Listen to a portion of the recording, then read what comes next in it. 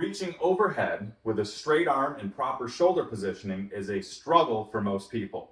And all too often what we find is that when reaching overhead, the shoulder elevates out of a proper strong positioning, causing excessive strain and typically one of the main culprits for shoulder pain and injury. To help overcome pain from an overhead position, we use the hanging scap set as a foundational exercise. To perform the hanging scap set, you will need some type of hanging apparatus. Here I'll be using some wooden climbing holds, but a set of gymnastics rings or a doorway pull-up bar will work just as well.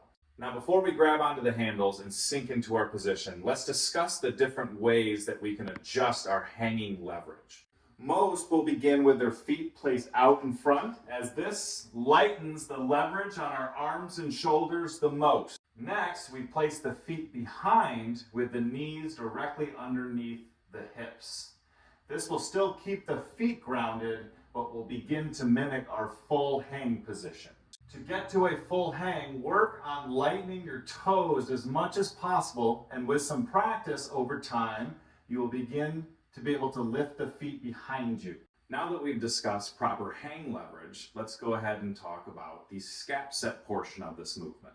Essentially, what we're doing is moving our shoulder blades from an elevated upward positioning to a downward positioning, with more of an emphasis on the downward position. During the scap set, it is crucial that our elbows remain straight.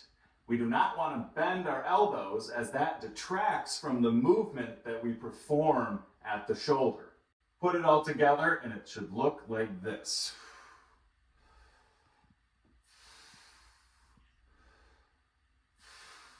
Perfect your hanging scap set, improve your overhead range of motion, get rid of your pain, and prevent further injuries to your shoulder.